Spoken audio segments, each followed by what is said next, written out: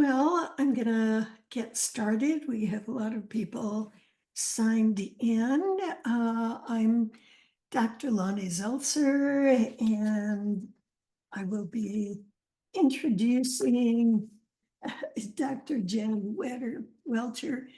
The title, as you know, is Thriving Past Pain, and it's lifestyle medicine for teens and especially teens with pain. And Dr. Welter is a doctor of physical therapy. She's head of pediatric pain at a large North California Kaiser.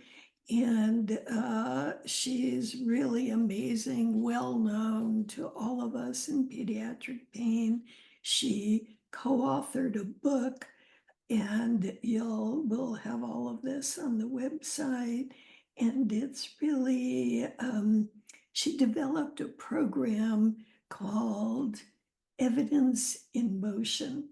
And it's really, her book is Ouch, Why Do I Hurt? A children's workbook and guide to understanding pain. And it's Thriving Teens. She's amazing, and I'm not going to go into details anymore. But again, put any questions you have in the chat box, and I will ask. But let's start out with what is the role of physical therapy and lifestyle medicine? What do you mean by lifestyle medicine in a Yeah. family pain journey? Well, thank you, Dr. Zeltz. I really appreciate the opportunity to chat with everyone today. I'm really looking forward to spending this time so we can get a little better idea of that exact question, which is, how does a physical therapist, how does a lifestyle medicine approach really help in this pain journey? And so, I just appreciate your time. And I think that one of the things that we most have to remember when we are helping a young person through pain is that it takes a village. We need all these different partners in place to help support diagnostic needs and behavioral health needs, our social and school needs, a family support network to help a young person along this path. And that it's best that we do that in a team approach, that everyone's able to communicate with each other, that's able to kind of bring in their unique perspectives and their scope of work to really make the most optimal path ahead for a young person. And every person's pain experience is really quite unique. So if we're partnering with all these different providers, and it really kind of helps you determine what the individual drivers of that very important person's experience are, so that we can be the most precise and give them the most optimum potential for improvement. In terms of physical therapy, I think there's really a bit of an identity crisis out there for us, and that is there's this common misconception that we are the stretch and strength people, the exercise people, right? But in reality, we work from a much broader perspective than this, particularly with patients that are struggling with chronic symptoms. So our foundation of training is to look at the whole person. What's impacting their ability to function and participate in their life activities.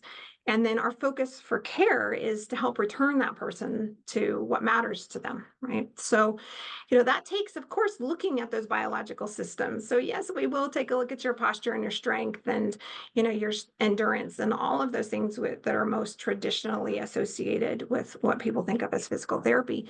But we also need to take into account those things like our thoughts, our feelings, our behaviors, our daily habits, and how those things can either help in an adaptive way, or how they can kind of stoke the fires of a pain experience.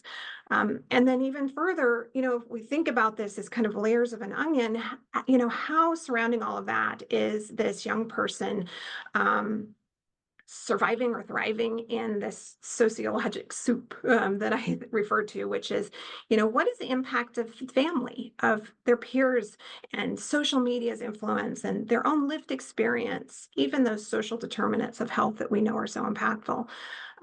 So, as a physical therapist working with young people in pain, we really have to look at this from a pretty broad perspective of what we call that biopsychosocial approach, which is a big old word that is really just saying it's all the things, right? Because I think that there is this common misconception that pain resides in our body or pain resides in our head. And it's never one or the other. It's always all the things. So surrounding yourself with, a whole team of people that kind of understand from that framework is important. Um, Yeah, and I like your comment on, or at least I've read, no pain, no gain, KNOW, no pain and no gain. And I like the idea of a lifestyle strategy that turns down the pain alarm. And maybe you can review your Thriving Teens model.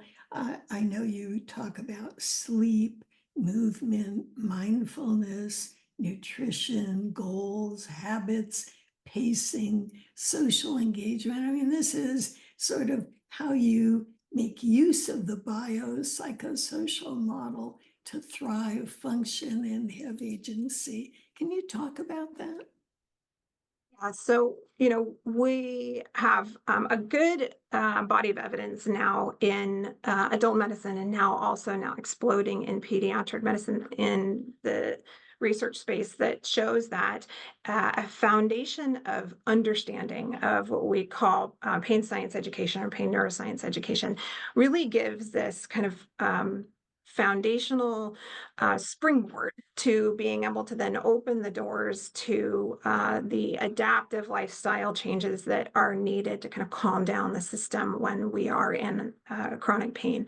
And so, in trying and over the years of working with young people, we found that there was a lot of resources that were very catered towards our adult population, but not many that really spoke to and were salient to youngsters, whether it's children, whether it's our adolescents.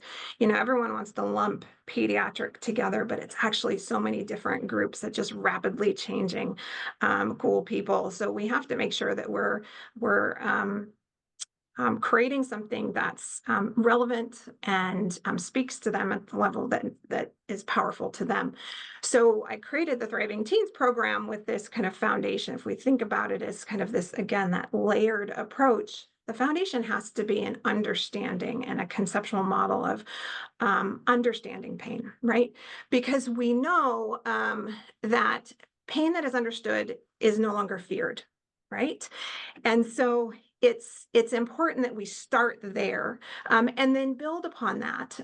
So the more that a young person understands what's happening to them, the more we can calm down their nervous system.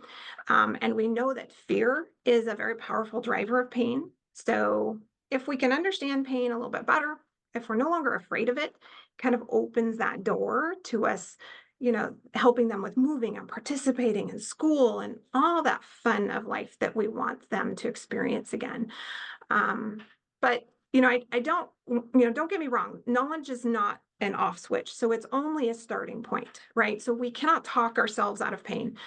Um, but knowledge is power. And so it has to form a foundation. And, so when things hurt, and sometimes they will in life, your teen is able to say, okay, I know what this is. This is my nervous system. It's being sensitive. It's being overprotective. I'm not in danger. I'm not damaging myself. This is not something to fear or avoid. And that's when that is really kind of the shift in mindset, we can then say, all right, now we can dive in. Now we can really engage in some of those really healthful lifestyle habits that will help them, through this painful time. So yes, we start with that foundation and then we build upon it. So these very foundational techniques of sleep and focus on movement in a safe way and mindfulness and nutrition and all of the things that can calm our nervous system down and help with that sympathetic nervous system overdrive. And then we layer on that, like what's important and salient to a young person, and that's their social circle and being engaged with their peers and making goals and forward thinking plans. Right, it's the time of life that they're in that we have to engage with. One thing I've often been asked when we first see a patient, and the family will say, should we wait until we have a confirmed diagnosis before seeing a physical therapist? They don't even know what's wrong with my child. So, how could PT even help if we don't know what's wrong? Such a great question, and one that we come across so frequently. In that, I think that that's the kind of the traditional view of how the healthcare system works, is it's kind of driven down this path that we must know what it is. We must have a diagnostic label prior to beginning treatment, right? So we think of it in a very linear way. And there's so many families that are really struggling with that, what's wrong with my child question. And they're still on that search for this kind of medical diagnosis or several. And so, no doubt, it is important for us to have our entire team in place, that there's a role for all of that kind of medical diagnostic portion to make sure that we're addressing all the drivers specific to that patient. But along that path is the time to engage your rehab team, to engage behavioral health, to engage all the rest of the partners, because we not only serve as treatment, but it honestly how a young person kind of responds to the care that we're giving adds to the diagnostic process as well. So we work in concert with our the rest of the medical team to say, when we engaged in these mindfulness practices, it was able to effectively calm that pain dial down. And that gives us some really good insight about, how to proceed and what that individual's pain experience is about. So, my bias would be the sooner the better, right? And that we work alongside instead of after that, diagnostic label might be provided. Right. I have a lot of parents say, I just want the pain diagnosed and fixed. So, what's the value about learning about modern pain science and how it developed and what's going on that keeps it going or makes it work? Just fix it. I mean, I wish, I'm a parent and not just a provider. And I can tell you, boy, there's nothing we wouldn't do to fix what's happening, with our kids when they are struggling. So it is an admirable and a reasonable thought and expectation that we have that tool at our disposal. But part of that tool is understanding what's happening, right? We all, from a medicine perspective, from a scientific perspective, have to understand our craft really well. And in this case, we really, as a whole team, and that in team includes the family, it includes the patient, it includes all the healthcare providers. We have to understand what is happening on the most foundational level. So I would take well, I'm going to take you through what I would typically, talk with a patient about, and that is, have you ever found a bruise on your body and thought, where the heck did that come from? Right? Clearly, this happens to me on the regular, right? I'll look and I've got a bruise on my arm and I think, where the heck did that arrive from? Clearly I've got some tissue damage. It's black and blue and all sorts of colors of the rainbow. Um, but I don't have any recollection of how that happened. And I think, most of us at some point in our life have come across that. And I think that it's such a common experience. But why is that? Why is it that my body decided to not tell me at the time that I bumped into my coffee table and produce pain, right? Why was that not necessary? And I bring this up because that's kind of the foundation of why pain is just weird this way, right? We used to think that the experience of pain was this kind of direct reflection of how damaged our body was, right? And then from there, we could say, now here's what we do about it. We can take a pill for it. We can have a treatment strategy for it. We know that's not at all how it works. Um, Modern pain science has really enlighten us that it is a far more sophisticated and complex system than that. So, we know now hurt doesn't, in many instances, equal harm. So, learning about our pain system and what makes it work, how we turn it up, how we turn it down, is really foundational to kind of getting to what that treatment is. And that foundation is, if we can change those beliefs about pain and our understanding and self-talk about pain, we know it also impacts the pain itself, how we function, our behaviors, and that in turn modifies, how much, healing can go on. I want to bring up meditation. Yeah, I had a parent recently who told me I need a therapist who does meditation because the therapist that my son has been seeing for a long time, all they do is talk. She's not teaching him any skills. So I need a therapist who can do meditation. And then the teen, he rolls his eyes like, oh, what is this all in my head? Is, meditation. Anyway, could you talk about meditation, what it is, and how it's one of the things that can be helpful? Absolutely. It is one of the most powerful tools that we have, and I tend to use the word mindfulness simply because so there's less of I think an unfortunate connotation to that more broad term, and sometimes we need to get quite creative. But I think that. I will do just that and talk a little bit first about why. Why do we use this as a tool? And that is that it is one of the most directly impactful ways that we can tap into calming down our body's alarm system, right? And to do that, so we have this amazing alarm system, and it's throughout our entire body. It's from the top of our head to the tips of our toes, our insides and our outsides. And its whole job is to be kind of surveying our environment, our world around us, our world within us, kind of like guard dogs would, guarding a perimeter. And those guard dogs need to be making these countless super fast decisions all day long. Is this a threat? Is this something we can ignore? How dangerous is this? And when those watchdogs decide there's a threat, they bark, right? And which is they send this message to our body's alarm system, and it produces that pain or dizziness or stomach aches or fatigue or one of the many different outputs that we have to tell us, hey, pay attention, right? And then once that threat's gone, those symptoms should subside. But of course, we know they so often don't. And so it's that understanding that part of what's going on is that the system itself is extra sensitive and protective, right?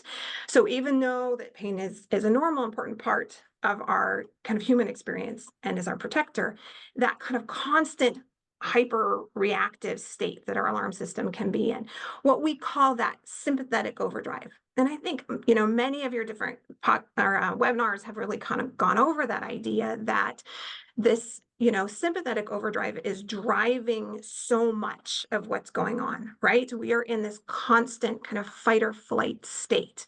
And that this alarm system that we've got going on, these watchdogs, they're barking at us all the time.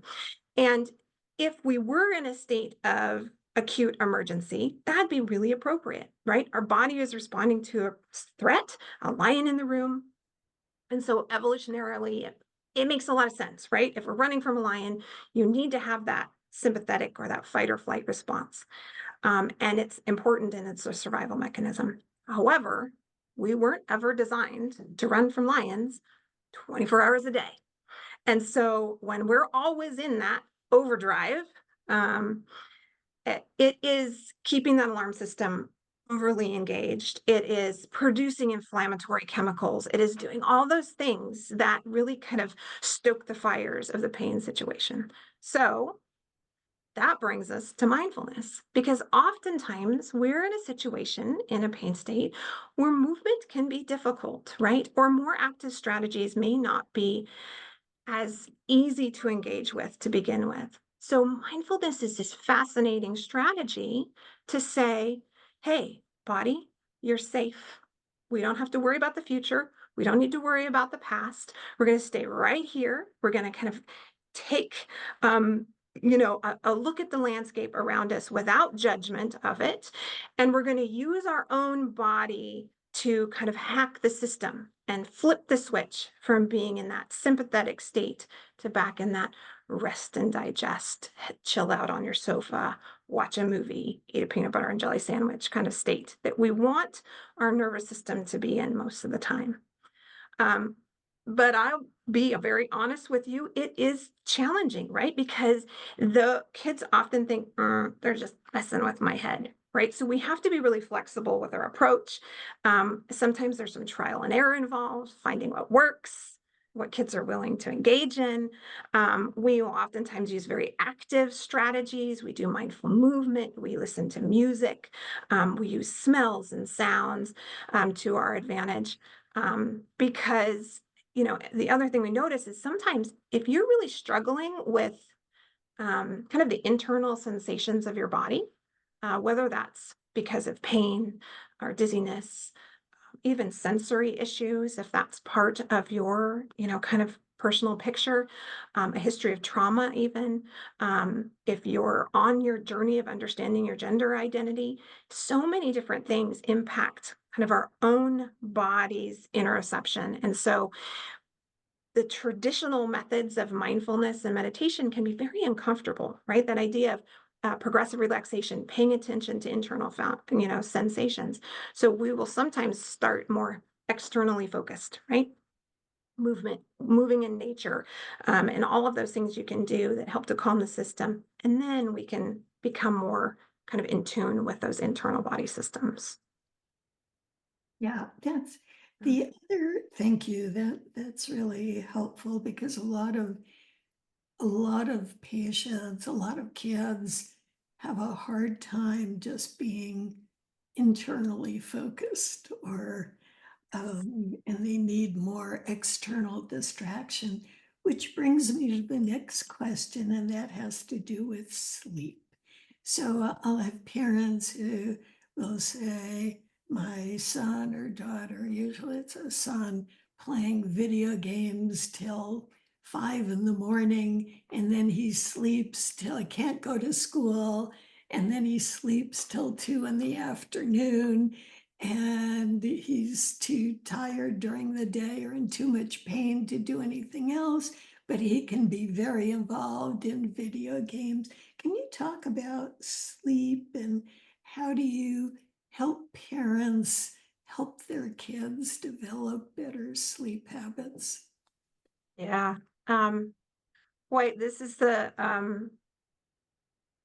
perpetual challenge in a household, right? Is that kind of that angst between when a parent feels that a child should be sleeping and how they should be sleeping, and then the teen themselves, who oftentimes their circadian rhythms are biologically shifted to a different, me in my old age, I want to be up at 5. The teenager doesn't, right? Their natural right circadian rhythm is different, and so that creates this kind of internal tension. I would say that if anyone is wanting to do a deep dive on sleep and what an incredible impact it has, a Dr. Matt Walker has written this phenomenal book called Why We Sleep. He also has a really great set of resources online as well. And he has some very specific discussions about this kind of antagonism between a parent and a child and sleep. And so, going at it with a sense of kind of grace and understanding, the differences and the struggles is helpful as you go in. But, I think the other thing is that we have a bit of misconception that sleep is an off switch, right? But it really could be no further from the truth. It's a very active part of our daily life. And deep sleep is incredibly important, right? Deep sleep tends to happen in the first half of our night. For adults, it's between that 10 p.m. to 2 a.m. time, but for adolescents, it may be shifted a bit. And during that time, we see these big fluid shifts in our brain. Actually, our brain gets smaller, allows more fluid in. It lets what we call our lymphatic system come in. Very clever colleague of mine has coined it the glial gang. And They come in and they're our housekeepers. Basically, they come in and flush out all the metabolic waste from our daytime activities. There's inflammatory cytokines we all started learning about during the pandemic, waste products, stress hormones, all those things that accumulate. So they're essentially this kind of anti-inflammatory cleanup crew. And so if we're lacking that deep sleep early at night, that can be incredibly impactful to our experience of pain and inflammation. We also know that our memories encode at night, which, gosh, we're a teenager, we're in junior high, we're in high school, we're in early college. That's sort of important, right? We're in that fast and rapid learning stage. Our immune system learns and adapts at night. So there's so many important things that are happening. But that I think the biggest misconception is that my kid is in pain, so therefore their sleep is impacted. But what we know is actually there's this kind of bi-directional relationship, right? Is that in reality, impaired sleep is a stronger predictor of pain than pain is for sleep impairments. So I'll say it again, sleep problems increase the risk of experience of pain even more than pain impacts sleep. So the more we can emphasize quality sleep, the better. So we go through this we talk about sleep a ton when we hang out with me. And what I tend to tell parents is, again, this is a difficult shift. There's many sleep hygiene things that we can do to impact it, but I tend to tiptoe into this one. And if I gave one tip, it would be don't start at bedtime, right? Don't talk to them about their evening time activities. Start in the morning. One of the easiest hacks to the system is to get this bright light onto our eyeballs first thing in the morning, ideally without any, all of our glass in our house is all UV protective and everything. If ideally it's not just pulling back the curtains, ideally it's getting out there and getting a little bit of vitamin D at the same time. Um, we are light sensitive organisms, right? So light exposure first thing in the morning triggers a cortisol spike, which everyone goes, oh, cortisol. We don't like cortisol. Yes, cortisol is really important to us at the right times for the right reasons. And it's needed first thing in the morning to wake up.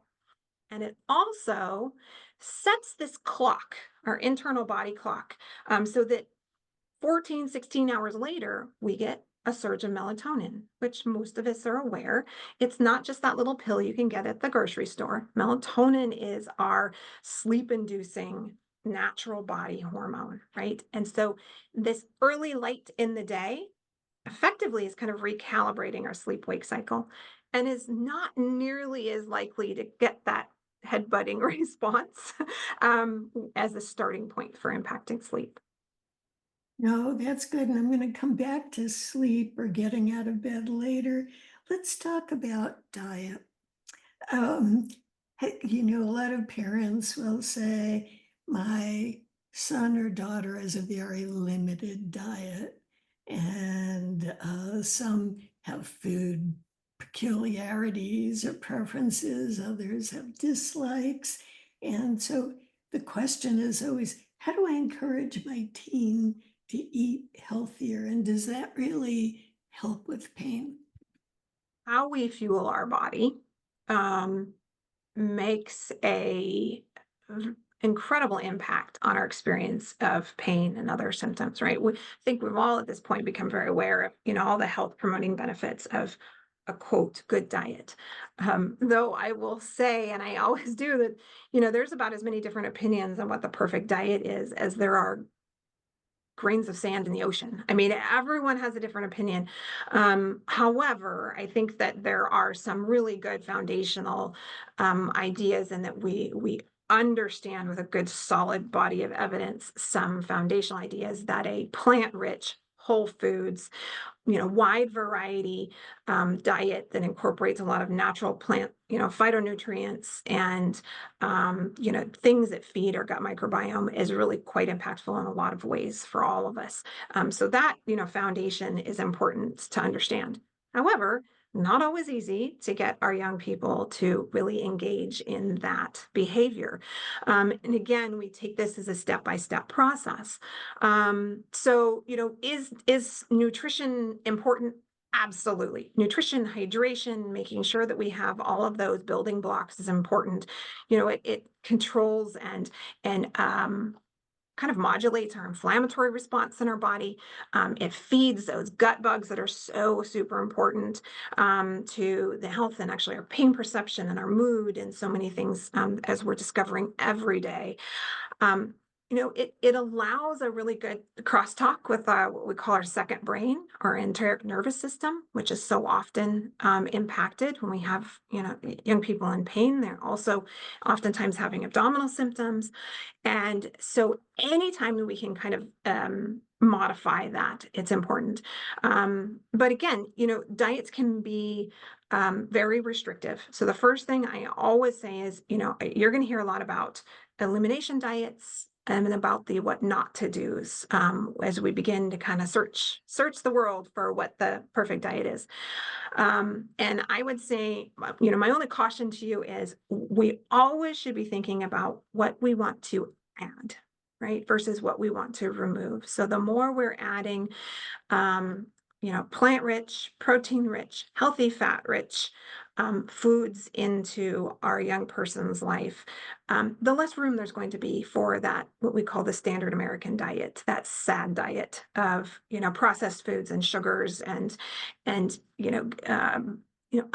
additives to it. So if anything, giving our young people access to whole, just healthful foods as a first place. Have them there all the time. There is a fruit stand in my kitchen that is fair game, right? You don't need to wait for any sort of meal time to grab an apple or banana or a berry or any of the variety of things that provide those probiotics, prebiotic fibers, and phytonutrients. Feed them that rainbow. Um, but know that sometimes it's pre-existing. Sometimes we have a less sensory sensitivities to different textures of food that we have to kind of dig into. So it's not just provide it and they will eat it, right? And then also our appetite is impacted by pain. So this is again one of those slow paced things. Have them try to add one thing, what is enjoyable and also healthful to them, that we can begin to kind of cultivate a positive relationship with food. And I'll tell you, uh, make them make it themselves or grow it themselves. The number of young people that I come in and something as simple as bringing a blender to one of our group classes and having them make their own hummus for the first time. They might look at me sideways about a carrot until there's some hummus to dip it in, and then they're willing to engage. So, give them that autonomy, give them that control, give them maybe a day a week where they have to plan the menu, and kind of feed on the strength of a teenager is that they want to be in control and they want to be autonomous to kind of drive that. So, no, that's a great idea. Um, so I would have a lot of parents telling me, oh, these are wonderful concepts, but I can't even get my teen out of bed most mornings. So where do I even start? Yeah. It is, and this is always, I understand that we know all of these lifestyle factors are very impactful. And so we're very passionate. The team that you work with are going to be very passionate about sharing all of these things. But they and them of themselves can add a stress load, right? So none of us are perfect. None of us are sleeping the perfect 8 to 10 hours a night and performing all of the hygiene and eating a perfectly balanced diet every day and moving our bodies perfectly every day and having a structured meditative practice. Life happens, right? So first, give yourself a little grace, give your teen a little bit of grace to begin with, and know that this is a journey. But we also know that sometimes it doesn't take all the things, right? Sometimes we just have to make small incremental changes. The things that your family, that your young person is kind of willing or able to engage in first, go with it, right? Um, you know, have this kind of support structure in place, model active strategies yourself. The clinicians you're working with should be modeling those as well, these kind of proactive strategies. doing the things that will help encourage them make these small incremental changes. And this is where movement is usually one of our biggest struggles, right? Because they hurt, right? And even though we know moving is such an impactful way of modulating pain, when it hurts, all of our natural tendency is to kind of curl up in a ball and say, I'm not going to do that, right? So it can feel really counterintuitive to start moving. So we take it small. We do what's called pacing strategies or graded exposure, or the big fancy words for it, but it's just breaking it up in little bites. Um, you know, so our alarm system, our nervous system is um, really incredible at protecting us, and it's constantly in this process of creating predictions about what it thinks is dangerous, and over time, that kind of algorithm that it's predicting gets stronger and stronger. And it's going to keep running that same program. Kind of like, I live in the hills and I see these well worn paths that the cattle or the deer take. And that's kind of how our body's alarm system works is it takes that well worn path, that one that's accustomed to. And oftentimes that's moving equals hurt and hurt equals damage. Right. So we have to interrupt that circuit somehow. And the way in oftentimes is to show our nervous system something new, different, novel. And we have to show it to it in a context that's safe, fun, enjoyable, something they want to do anyways. So that in a way, it kind of hacks that system a little bit. It kind of surprises our nervous system.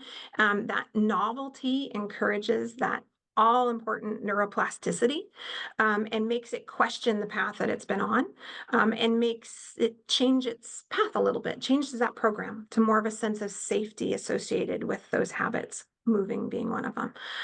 So we do it little bits at a time. We do it in fun ways. We hopefully do it in social ways. Um, you know, PTs they think we are thought of as doing the reps and the sets and push through pain and no pain, no gain. Not my kind of no pain, no gain, right? It's these things might exercise your muscles, they might make you, stronger. However, we're more interested in changing our nervous system, right? Making these long-term changes. So we have to go about that in a little more creative way. And little bits make a big difference, right? I want to comment, Dr. Samantha Levy from our team notes that sometimes it starts as small as sitting up in bed for a few minutes instead of lying down, or lying on the couch instead of the bed.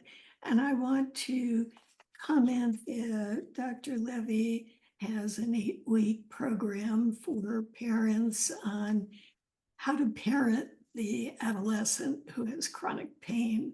So people can go to our website and sign up. And a lot of parents will say, what's the role of the family in the teen or young adult's healing journey?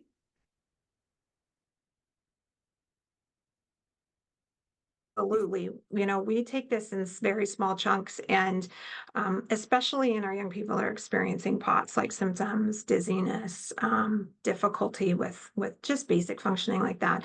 Just making those postural changes, getting the cardiovascular system or vestibular system, everything more accustomed to being bright, right? We are upright creatures.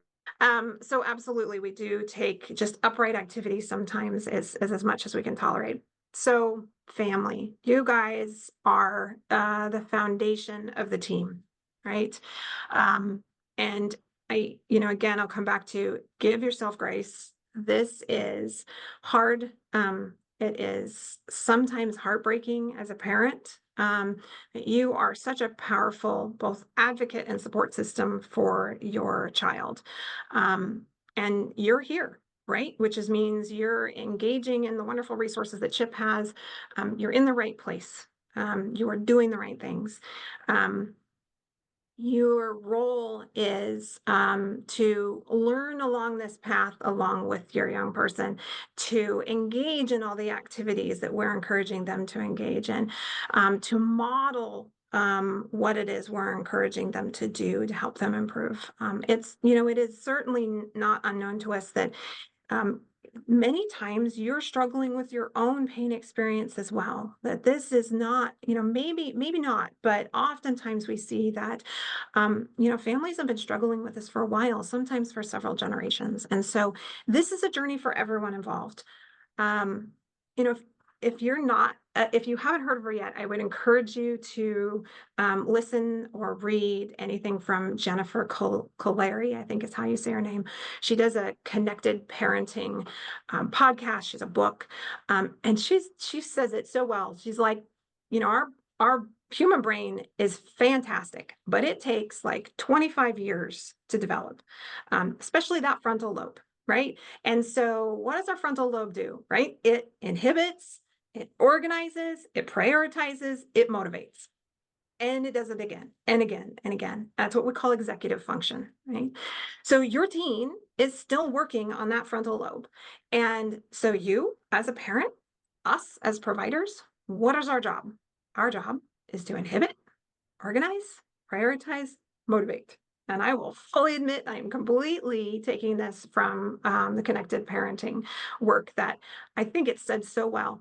So, keep doing what you're doing, right? Know that you might need to be kind of repeating yourself 50 million times, it seems, but that's because we are their frontal lobe right now, right? So, repetition, repetition, repetition, modeling good behaviors. Practice self care, sleep, move, eat, meditate, create social connection for yourself. Sound familiar? Right? Do the things that are going to put that mask on first, as Southwest will say. Um, Learn from trusted sources.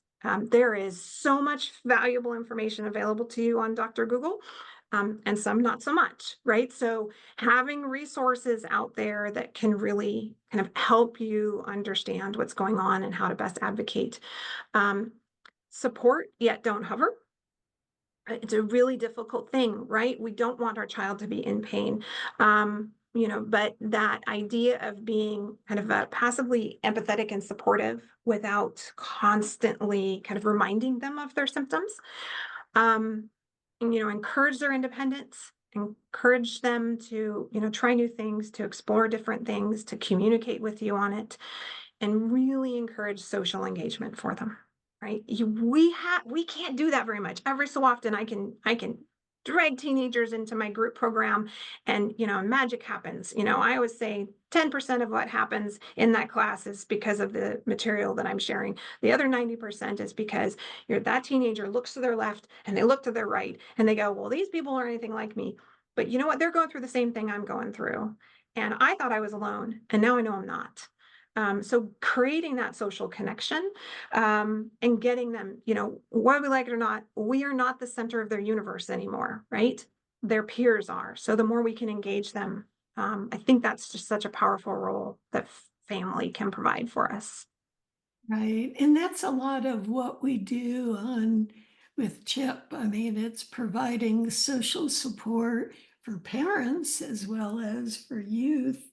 Um, One thing I want to add to what you've said, one thing you don't want to do with teens, many teens, is if they're starting to function a little more, even though they're complaining about pain, don't comment on it. Notice it, but don't say, oh, I see you're now doing more, because that'll kill it right there.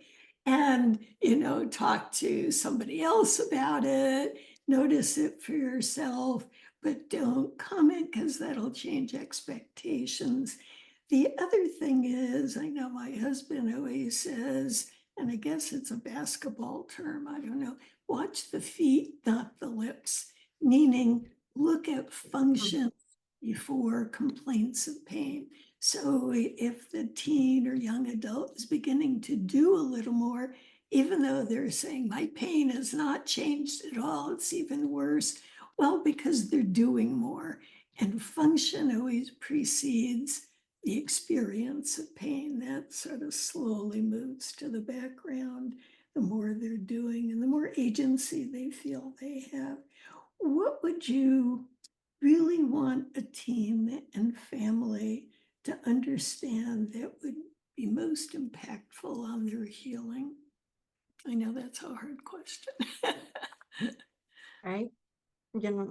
As you can tell, I can talk a lot, but there's so many things. However, um, I think that I would most hope for young people going through this to understand is that you are not broken, right?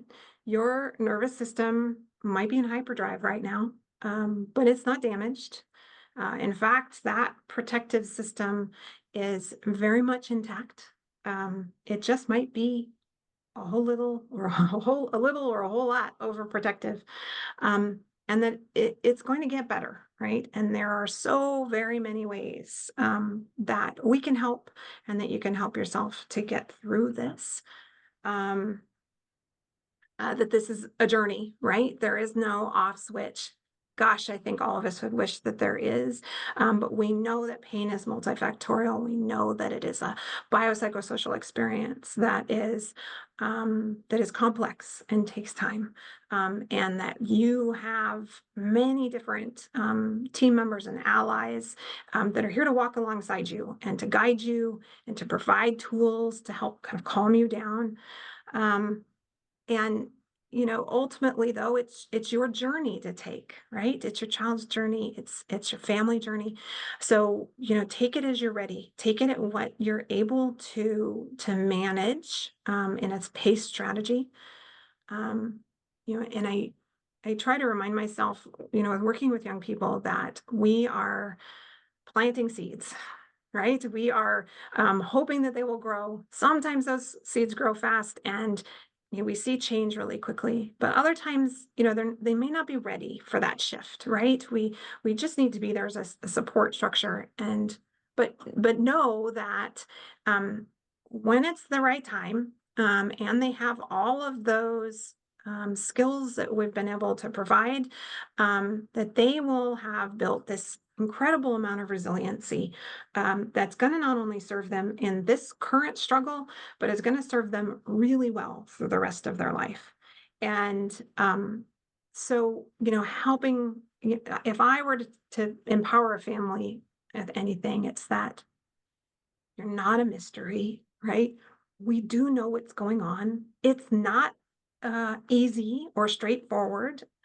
It is multifactorial, but we know that there's things that can help, and to take it one step at a time, one day at a time.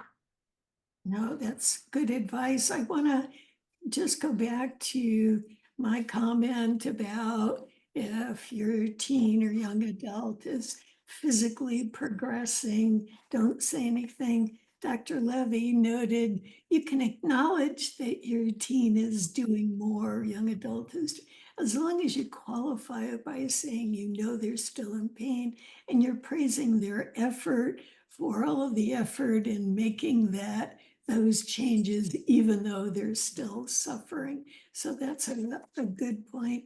And I think lastly, how did a parent will say, how do I go about finding a PT, physical therapist who can help us? How do I know if I have the right physical therapist who really gets chronic pain? Um, that's a challenge. I will tell you that there is a small but mighty army of those of us in pediatrics that are really committed to, to helping patients and helping families through the experience of pediatric pain.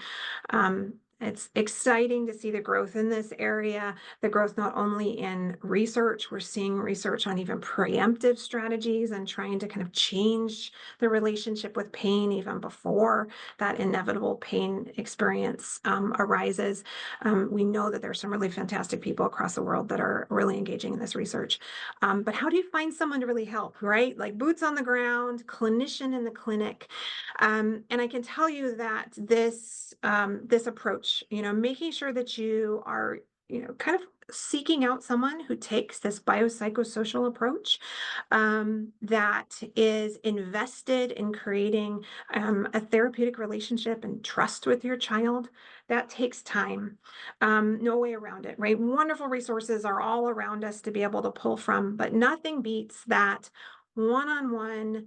I get you, right? I'm here to help you. I care about you, right? We know that that's just really foundational and important. So finding someone that you feel that you as a family can create a connection with, really kind of surpasses any educational background or skills they might have. Have someone that you trust. But if they also can have a foundation of understanding pain science, whether they have advanced training in pain science and education and knowing how to speak the language and to communicate in ways that are really helpful and empowering.